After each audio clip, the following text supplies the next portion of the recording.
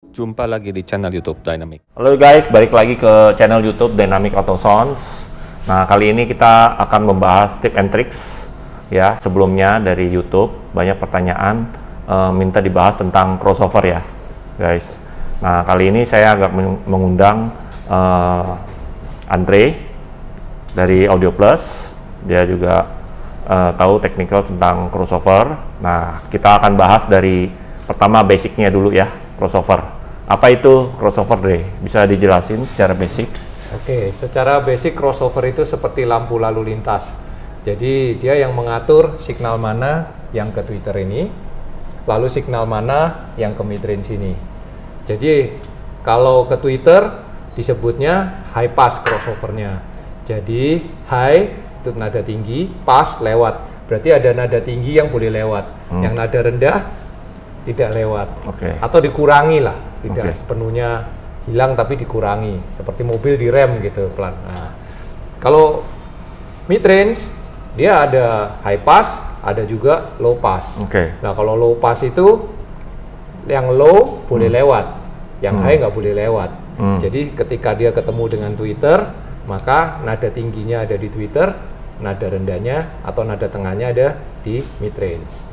Nah, kalau kita gabungkan dengan mid bass seperti ini, maka nada tengahnya ada di sini, nada rendahnya ada di dia. Nah, yang mengatur itu semua adalah crossover. Jadi dibagi-bagi tugasnya masing-masing ya? Betul, sesuai tugasnya. Karena kalau Twitter ini kita mau paksa bunyi nada rendah seperti mid bass ini, dia akan jebol. Dan sebaliknya kalau mid bass ini mau dibunyikan seperti nada tingginya Twitter, nggak mampu karena dia besar, dia nggak bisa cepat seperti Twitter.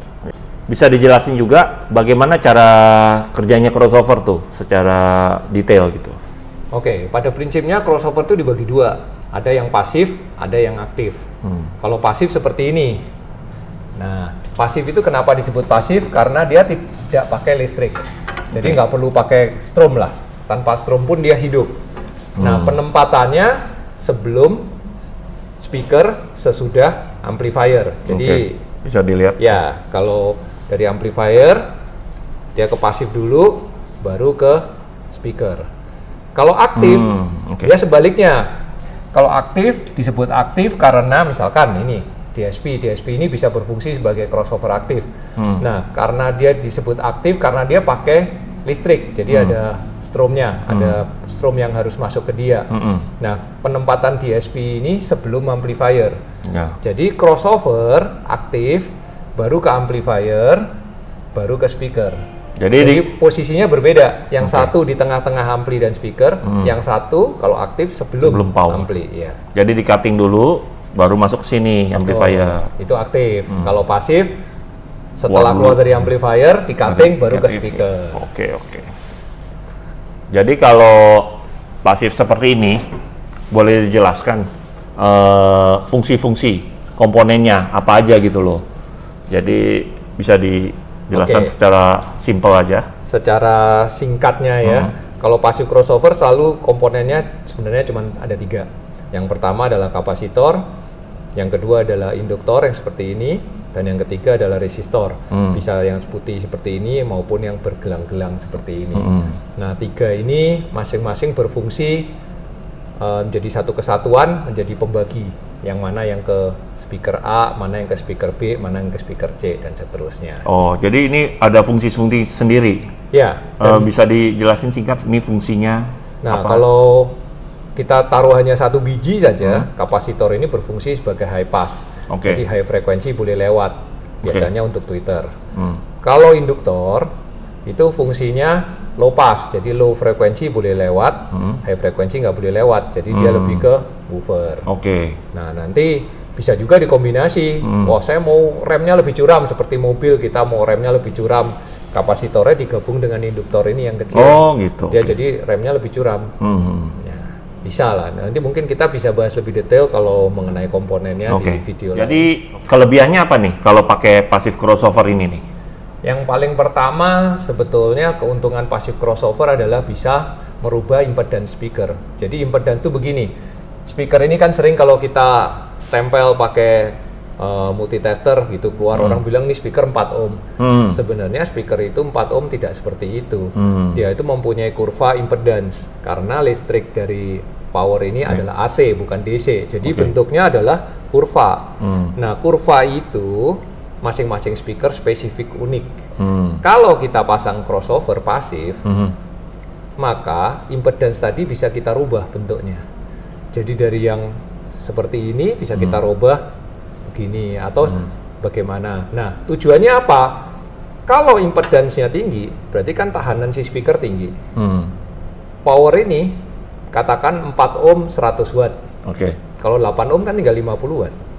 Nah, kalau impedance-nya naik terlalu tinggi, tenaganya kan banyak yang hilang. Dengan pasif crossover, dia bisa merubah impedance ini sehingga tenaga ampli ini bisa kita mainkan. Nah, itu salah satu keuntungannya pasif crossover. Cuman ini kan relatif lebih susah kerjanya. Memang kalau kita doing right gitu, kita kerjakan dengan baik, hasilnya akan sangat bagus pasif crossover. Buktinya speaker home yang paling mahal sampai saat ini, katakan von Schweikert yang miliaran, di atas 10 miliar, semua masih pasif. Tapi mesti kesabaran juga ya. Nah, mesti tes satu-satu. Yang kedua, passive crossover itu hemat amplifier. Jadi katakan satu amplifier 2 channel, dia bisa bagi semua ke tweeter, ke mid-range, ke mid-bass, cukup satu amplifier 2 channel. Jadi hemat amplifier. Jadi kalau mau irit, amplifiernya terbatas, jadi pakai pasif aja disaranin kan. Betul. Nah, yang ketiga, ya tadi yang kedua berarti lebih murah lah ya. Gitu ya. Nah, yang ketiga, setiap komponen ini punya warna suara. Jadi kita bisa fine tune. Wah, saya suaranya detail nih, tapi saya nggak suka nih, kurang warm, kurang hangat gitu. Seperti orang marah-marah terus suaranya. Nah, oke, komponen ini kurang cocok nih, kita ganti komponen ini. Nah, dia bisa menyesuaikan. Oh, kurang cocok, kurang warm lagi, kita bisa ganti lagi sampai ketemu warna suaranya. Jadi kurang tebal, minta tebal bisa. Bisa, kurang detail kita mau detailin bisa. Karena setiap komponen ini membawa warna suara. Nah, itu kelebihan dari pasif. Makanya home audio yang mahal-mahal sampai hari ini tetap pasif crossover. Jadi kalau kelebihan nih tadi kita bahas ya, pasti biasanya kalau ada kelebihan pasti ada kekurangannya, kelemahannya. Pasti. Bisa disebutin kalau pakai kelemahannya pasif ini gimana? Oke, yang pertama kalau kita pakai pasif crossover, gulungannya sebesar ini. Ini tenaga amplifier habis dia. Atau paling nggak berkurang lah. Ketika sampai ke speaker, tenaganya berkurang. Jadi kalau pakai pasif, butuh amplinya relatif lebih besar. Kemudian setiap perubahan komponen, misalkan kita desain nih dinamik lagi pasang mobil, ini kalau ini kan udah dari pabrik udah jadi seperti ini, kemudian dimasukin di mobil kurang cocok nih, mau ganti komponen yang ini, mau nggak mau harus copot, solder, dipasang ini, didengerin, nggak cocok, dicopot lagi, disolder lagi. Belum break-in-nya ya? Nah, nanti udah kita pasang, break-in berubah lagi. Yang ketiga, otomatis kita perlu banyak stok komponen, karena ini ukurannya kan berbeda-beda. Ya, karena menyesuaikan di mobil bisa aja, nggak cocok nih ukurannya 3,3, kita perlu 3,9, kita mesti stok lagi 3,9. Nah, itu yang ketiga. Belum lagi jenis-jenisnya, mungkin perlu yang Mundolf, perlu yang Johnson, perlu yang Dulun, karena setiap ini punya warna suara. Jadi yang ketiga ya kita jadi boros uang untuk stok komponen. Yang keempat, ini masing-masing ada namanya crosstalk. Jadi di dalam passive crossover ini kalau kita alirin musik, dari induktor ini mempengaruhi induktor sebelahnya, dan sebaliknya induktor ini mempengaruhi induktor sebelahnya. Yang kelima, kotaknya ini juga mempengaruhi komponen ini. Misalkan kotaknya dari besi, nilai induktornya jadi naik. Kalau kotaknya dari aluminium, nilai induktornya turun. Nah, banyak installer nggak tahu nih, dilepas, dikeluarin, ditaruh di besi, nilainya berubah. Atau kita taruh bawah jok, ini kita taruh aja di bawah jok begitu, nempel sama besi, nilai induktornya berubah semua. Jadi nilainya nggak presisi. Kalau kayu juga sama? Kalau kayu nggak merubah. Oh, nggak berubah. Paling netral. Oh, oke. Plastik? Plastik nggak berubah. Oh, plastik nggak berubah. Tapi kalau ini plastiknya kita dekatin ke besi, ya berubah. Oke. Nah, jadi ini installer harus pandai-pandai. Kalau pasif harus ngerti konsep seperti ini. Berarti nggak boleh dekat-dekat ke besi, kita naik elektronik gitulah ya. Jadi dia harus naik begini. Nah, kira-kira seperti itu. Dan ke-6 kayaknya gini, kalau misalkan udah bikin pasif kan ini rubah, suaranya udah bagus, terus kita upgrade barangnya, powernya apa, nah itu bisa berubah lagi dong berarti ya? Ya, otomatis. Karena ini kan fine tune dari keseluruhannya. Sama Iya. seperti kalau kita pakai DSP, apapun yang kita rubah, DSP-nya settingnya harus diulang Iya, lagi. jadi kalau berubah komponen yang lain harus berubah lagi pasifnya juga. Betul. Memang Iya, iya. pasif ini jadul lah, zaman dulu ribet, tapi kalau jadi sempurna. Sempurna, bagus ya. Mobil kita King of Sound Iya. Asia 2018 itu kan pasif. Tapi iya, prosesnya itu memang lama. Nah, cuman memang Berbulan-bulan. Terus kalau kita keluar kota nggak ada komponen, mati gaya udah. Iya, iya. Ya. Iya, iya. Keluar kota tanding ke Solo gitu, kita nggak punya komponen yang nggak bisa ganti, ya udah. Iya. Apalagi nilainya nggak ada. Waduh, pusing lagi. Sekarang nih kan eranya digital ya, Dre. Iya. Maunya ya simple, cepet, ya kan? Nah, sekarang kita kebanyakan nih, saya sendiri ya, kebanyakan kalau setting buat pun harian, kontes, pasti mainnya udah main aktif aja, ya kan? Kalau sekarang nih zamannya ya. Iya, iya. Nah, mungkin bisa dijelasin secara detail gitu, main aktif crossover gimana? Jadi kalau aktif itu prosesnya kalau zaman dulu belum ada DSP seperti ini. Jadi adanya sebuah box dengan switch di depannya, lalu kita putar 80 Hz, 100 Hz, 120 Hz gitu. Zaman dulu itu namanya analog crossover. Nah, kalau zaman sekarang pakai DSP seperti DSP. ini. Kita tinggal buka di laptop. Oke, kita buka softwarenya, kita ketik angkanya 80, mau 81 ya 81, mau 82, 82, semua angka bisa dan kita tinggal duduk aja ketik-ketik. Ya, zaman sekarang crossover seperti itu. Shortcut. Ya, lebih singkat lah, cara kerjanya mudah gitu. Berarti komponen-komponen yang tadi tuh bisa digantikan dong berarti secara elektronik dengan DSP gitu? Iya, jadi kalau zaman sekarang kita nggak perlu lagi, misalnya ya kita nggak mau pakai pasif, kita udah pakai aktif, ini komponennya udah nggak perlu lagi. Komponen-komponen ini stoknya juga nggak perlu lagi, kita hanya pakai aktif crossover. Keuntungannya ya tadi praktis ya, karena digital, buka laptop, klik angka, jalan. Kemudian bisa dikerjakan di mana aja, kita tanding di Bogor, kita tanding di Solo, kita tanding di mana aja, buka laptop, ketik, jalan. Iya. Yang Nggak pernah ketiga- bongkar-bongkar crossover lagi ya. Yang ketiga nggak perlu stok komponen karena ini sangat mahal. Ya, ada kalau komponen dulu yang mahal itu satu pasang bisa 15 juta. Iya, iya. Kalau berbagai ukuran mau berapa yang kita stok gitu. Iya, Ini iya. seperti itu. Jadi kalau kesimpulannya perbandingan dari aktif dan pasif, kelebihannya gimana? Jadi nggak selalu baik dong, pasti ada kelemahannya juga dong kalau buat aktif. Aktif ada kelemahannya.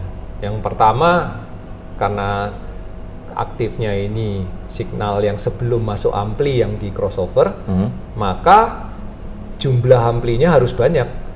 Dedicated lah, satu ampli, satu channel ampli untuk satu speaker. Jadi kalau kita pakai three-way dan subwoofer, Ya. ya kita perlu 8 channel. Sedangkan kalau pakai pasif mungkin perlu 2 channel atau 4 channel saja. Ya, Bang. Jadi yang pertama boros ampli.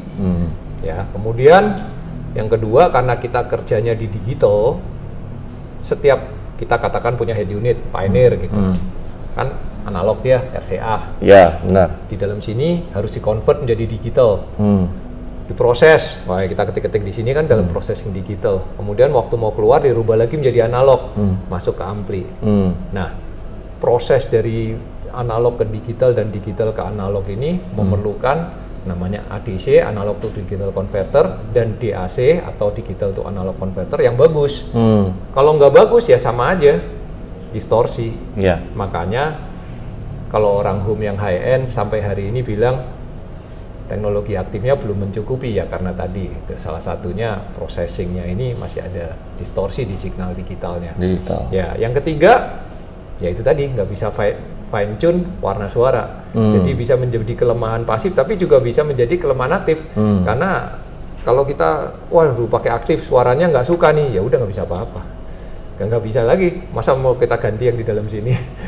Ya nggak bisa. Jadi Intinya kalau aktif kelemahannya kita nggak bisa fine tune warna suara. Paling kita ya nggak cocok, amplinya yang ganti, DSP-nya yang ganti, kabelnya yang ganti gitu. Tapi crossovernya nggak bisa fine tune warna suara.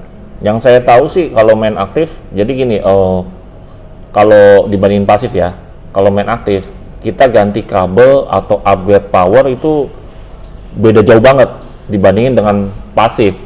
Pasif itu kan bisa di filter langsung kan dari sini. Ya karena warna suaranya udah ditahan Ditahan dari situ dia. kan, iya kan. Kalau main aktif langsung loss, jadi berarti Iya. kabelnya mesti bagusan, itu powernya juga mesti bagusan. Soalnya betul. beda jauh mempengaruhi. Ya di pasif juga pengaruh, cuman bisa karena ini yang paling akhir sebelum masuk speaker, jadi kita bisa fine tune Iya, di situ, iya. Kalau ini karena nggak ada Langsung loss. langsung ya semuanya jadi langsung keluar gitu, nggak ada tahanan akhirnya, kira-kira Iya. seperti itu. Iya, dan juga kita mesti kalau aktif juga mesti hati-hati. Soalnya kan sebelum dinyalain kita mesti cutting dulu speakernya kan supaya Nah betul. kalau loss bisa jebol kan langsung kan. Betul. Nah itu juga mungkin saya tadi mungkin belum nggak kepikir juga, itu bisa jadi satu kelebihan pasif. Jadi misalkan short, rangkaiannya ada short, ada keluar DC dari amplinya, jadi nggak keluar AC, keluarnya DC. Pasti Twitternya jebol kalau Jebol. Iya, aktif jebol. aktif. Tapi kalau pasif ada ini, Aman. dia bisa nahan DC-nya, jadi speakernya nggak jebol. Nah itu mungkin kelebihan pasif dan kelemahan aktif sekaligus. Iya, iya. Jadi buat teman-teman nih yang penasaran lebih baik aktif atau pasif nih. Jadi kadang-kadang banyak yang nanya nih. Jadi mendingan pasif atau aktif gitu, atau full pasif atau semi aktif. Nah, enakan yang mana? Ya bisa aja kita kombinasi. Misalkan Twitter ke mid range-nya pasif, mid range ke mid bass ke subwoofer aktif. Ya, atau kalau di home audio semuanya pasif kecuali mid bass ke subwoofer yang aktif. Kalau di car audio kebanyakan sekarang full aktif ya, itu tadi karena lebih praktis. Ya, lebih cepat. Cepet ya, karena harga amplifier di mobil juga nggak begitu mahal gitu. Jadi relatif lebih praktis lah. Katakan amplifier ini udah 6 channel. Ya, Jadi ini udah bisa Twitter, mid range, mid bass. ya, simple. Ya kan praktis. Ya kalau di subwoofer paling nambah 2 channel lagi. Ya. Jadi nggak banyak barang sebenarnya, Ya. 2 ampli udah jalan semua. Iya, iya. Gitu. Jadi mungkin saat ini lebih populer orang bermain aktif. Aktif. Kalau mau mau langsung cepat langsung itu ya Betul. aktif. Tapi kalau mau sempurna dan sabar dan bertandingnya di Jakarta terus gitu atau di tempat tokonya aja terus, pasti bisa menjadi salah satu opsi. Atau kita misalnya channel DSP-nya terbatas, kita mau pakai speaker belakang, bisa aja pakai pasif kan. Oh iya. Lebih praktis, nggak makan amplifier lagi, Iya. channel DSP-nya juga nggak perlu nambah. Iya, iya. Bisa seperti itu. Iya. Oke guys, sampai di sini dulu bahasan kita tentang crossover. Jadi teman-teman yang masih bingung, masih mau ada pertanyaan, bisa di komen di channel YouTube kita. Nah, jangan lupa subscribe, like, and see you guys another video. Bye.